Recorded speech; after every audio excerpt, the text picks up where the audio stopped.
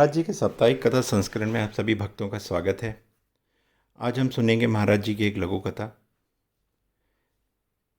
एक बार की बात है, महाराज जी अपने किसी प्रसंग के अंदर बता रहे थे कि जो गंगा नदी है जी जो है, ये सिर्फ पानी नहीं है, ये एक दूध की नदी है।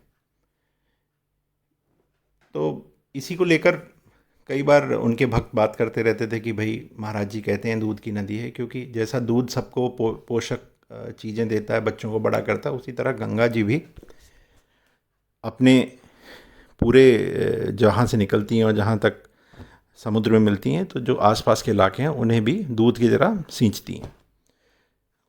उन्हीं दिनों की बात है कि महाराज जी एक बार एक नाव से गंगा जी में भ्रमण कर रहे थे और महाराज जी ने दोबारा यही बात की कि ये गंगा जी जो हैं वो दूध की नदी है, पानी की नहीं है।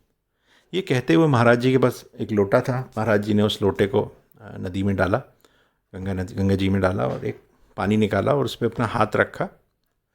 और उसके बाद जब उन्होंने और सभी भक्तों को कहा कि बैठे थे वहाँ, तो सभी भक्तों को धीरे धीरे देना शुरू किया, तो लोटे में पानी नहीं दूध बन गया। और जो भी वहाँ भक्त थे उन्होंने उससे ज़्यादा मीठा और स्वादिष्ट दूध कभी अपनी ज़िंदगी में नहीं पिया था। सब लोग तृप्त हो गए। उसी में एक भक्त जो था वो सोचा कि भाई मेरे परिवार वाले भी हैं और ऐसे भी हैं, तो किसी तरह उस जो दूध महाराज जी ने दिया वो अपने ग्लास में लेकर ले जाने की कोशिश करने लगा। इस बात पे महाराज जी रुष्ट हो गए और महाराज जी ने वो ग्लास उससे छीनकर नदी में फेंक दिया। अब यहाँ पर दो चीज़ आती है। एक तो महाराज जी की अलौकिक शक्तियाँ जो महाराज जी के पे थीं, वो अपने भक्तों का हमेशा उसका प्रयोग करके या उसके साथ अपने भक्तों का हमेशा ध्यान रखते थे। और दूसरा, महाराज जी की जो एक शिक्षा भी है कि ज़्यादा संचय नहीं करना चाहिए। अब जब महाराज जी ने वहाँ सबको दिया, लोटे में थोड़ा थोड़ा दूध दिया, प्रसाद दिया, वो प्रसाद महाराज जी ने उन्हीं लोगों को दिया था। ये बात सही है कि प्रसाद हमेशा लोगों में बांटना चाहिए, पर उस समय महाराज जी का कहने का ये मतलब था कि गुरु आप कोई चीज़ बता रहा है, कोई चीज़ दे रहा है, तो उसका कोई मतलब है। यदि गुरु को औरतों के लिए प्रसाद की आवश्यकता होगी तो गुरु जी के बारे में कुछ सोचिए।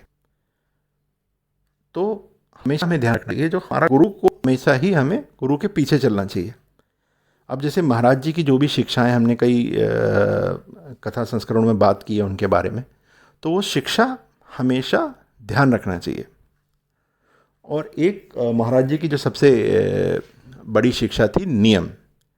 महाराज जी अक्सर एक किताब पे या कॉपी पे राम लिखते रहते थे और वो हर रोज़ लिखते थे।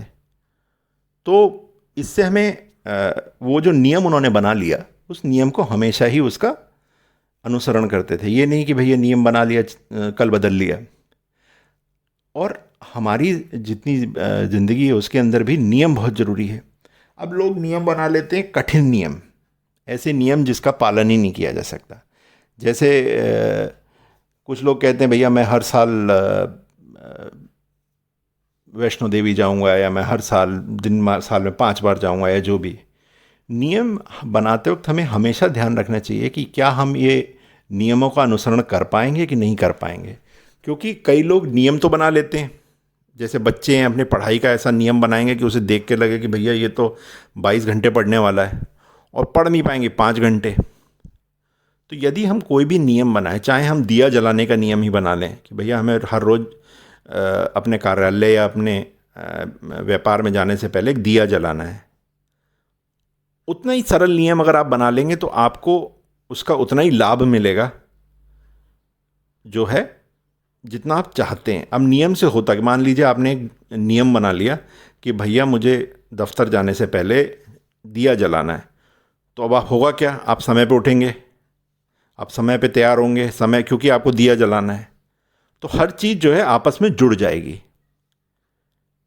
अब आपने नियम बना लिया कि भैया मैं किसी भी गलत चीज़ का सेवन नहीं करूँगा, चाहे वो मदिरा हो, चाहे सिगरेट हो, चाहे कुछ भी हो। वो नियम तो आप बनाओगे, और उसको उसी तरह से उसका अनुसरण करना भी बहुत जरूरी है। तो हर एक आदमी को जीवन में एक नियम जरूर रखना चाहिए, चाहे वो किसी भी तरह का नियम हो। उस नियम से एक तो क्या रहता है, एकाग्रता बनी रहती है, और जब वो एकाग्रता बनी रहती है और आदमी को जो है काफ़ी उस चीज़ से फ़ायदा कर, चलिए इसे उदाहरण से समझते हैं। जैसे मैं देखता हूँ कि कई बुजुर्ग लोग नियम बना लेते हैं कि भैया सुबह मंदिर जाएंगे, मंदिर से अपना घर आए, घर मंदिर को साफ़ करेंगे, पूजा करेंगे, फिर नाश्ता वगैरह करेंगे, फिर इस तरह करेंगे। अब उनके नियम से उनको क्या फ़ायदा होता है कि भाई वैसे तो उनके पास बहुत कुछ काम करने का नहीं होता, उनके पुत्र सुपुत्री बहू सब काम करती हैं, तो इस नियम से उनके पास कुछ करने की इच्छा रहती है कि भाई मुझे ये करना ही है। तो उसके लिए उनका मन भी लगा रहता है, उनका समय भी कट जाता है और उनको अच्छा भी लगता है। जैसे आप एक नियम बना लें अपने दफ्तर में कि भैया मैं महीने में एक बार सभी जो भी मेरे अधीनस्थ कर्मचारी हैं उनके साथ बैठ के मैं दिन का खाना खाऊंगा या उनसे बात करूंगा, तो आप उसकी तैयारी भी करेंगे। तो आपको हर चीज़ नियम से एक चक्र में घूमती रहती है। इस बात का हमेशा ध्यान रखें। तो हमेशा एक नियम रखें अपनी ज़िंदगी में, जिससे कि आपको काफ़ी लाभ मिलेगा। और एक और बात जो आजकल मैं काफ़ी देख रहा हूँ कि जैसा कि आप सभी को मालूम है कि हमारे देश में इस समय कोरोना का संकट आया हुआ है, काफ़ी कोरोना फैला हुआ है और काफ़ी चीज़ें सही नहीं दिख रही हैं।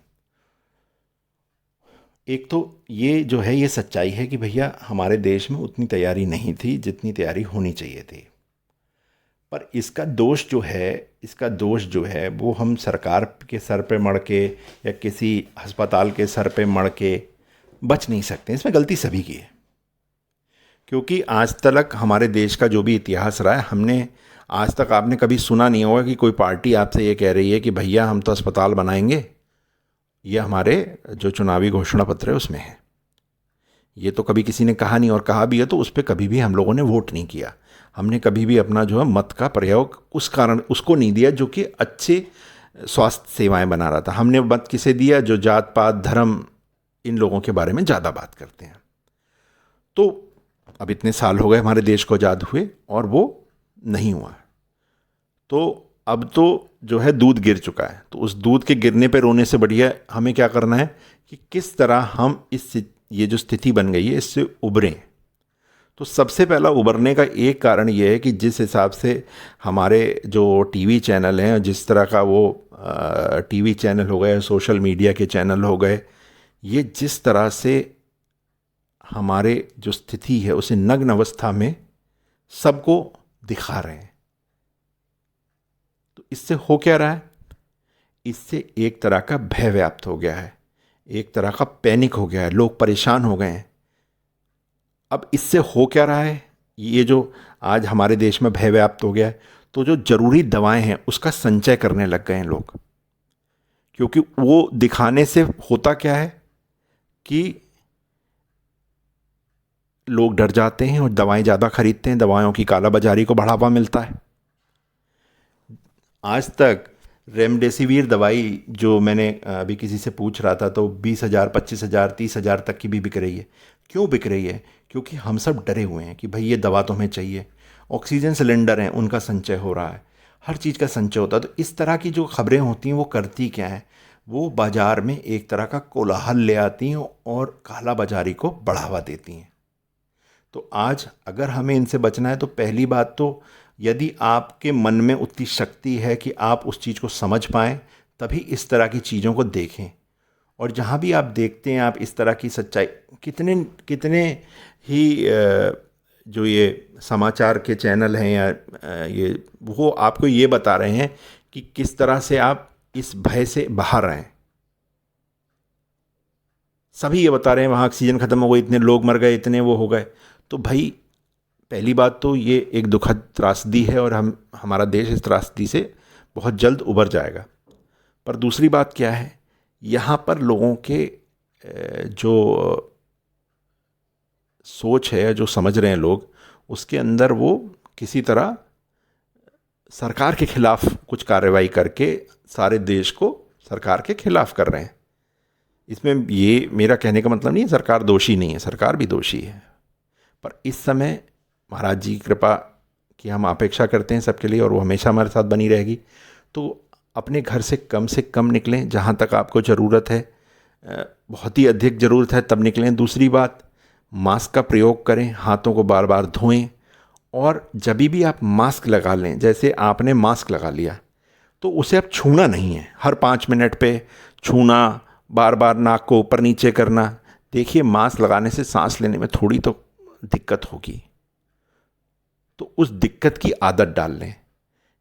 ये कोरोना में क्या होता भाई, घर से बाहर से मास्क आए, हमने उठा के अपनी डाइनिंग टेबल पे रख दिए या अपने बिस्तर पे रख दिए, तो उस मास्क का कोई फ़ायदा नहीं है।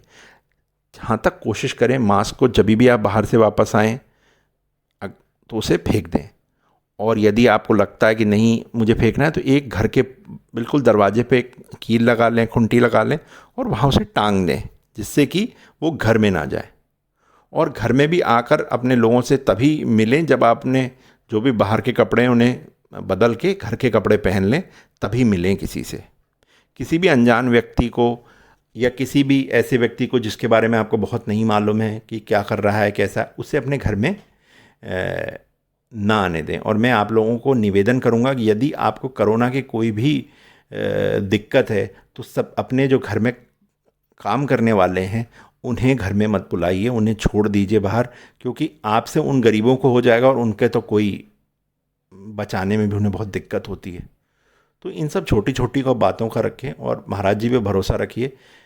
और जो मैंने कहा है, मास्क, हाथों को धोना, आँखों को नहीं छूना, इन सब चीज़ों से का पालन करेंगे आप, तो हमारा देश इस कोरोना युग में बहुत जल्दी इससे उबर जाएगा। मैं मानता हूँ कई लोगों ने अपने निकट संबंधियों को, अपने भाइयों को खोया है इस संकट में, तो उसका मतलब खोया है, बहुत दुखद त्रासदी है। तो अपना धैर्य बनाए रखें और इस समय किसी भी तरह से घबराएं नहीं, भय नहीं करें। कोरोना का भी समाधान हो जाएगा। ये जो न्यूज़ चैनल में जो ये नग्न अवस्था में सारे लाशों को दिखा रहे हैं, ये भी नग्न अवस्था है, लोगों को डराया जा रहा है। अब एक बात बताइए, अगर हम और आप 50 लाशों को जलता हुआ देखेंगे तो उससे हमें क्या फ़ायदा होगा? हम डर जाएंगे। अगर आप इस तरह के समाचारों को मजा लेते हैं तो लें, पर इस बात को बिल्कुल प्रतीकार्थ में लें, मतलब बिल्कुल जैसा प्रतीक है कि भाई अगर आप नहीं करोगे तो ये होगा, इससे ज़्यादा कुछ नहीं। और अपने घर में आवश्यक दवाइयों का अनावश्यक भंडारण ना करें, जिसको ज़रूरत है उसे लेने दें। और किसी भी तरह की कालाबाजारी का आप में ना तो आप करें ना किसी को करने दें। धन्यवाद। अगले सप्ताह फिर मिलेंगे महाराज जी की एक और कथा के साथ।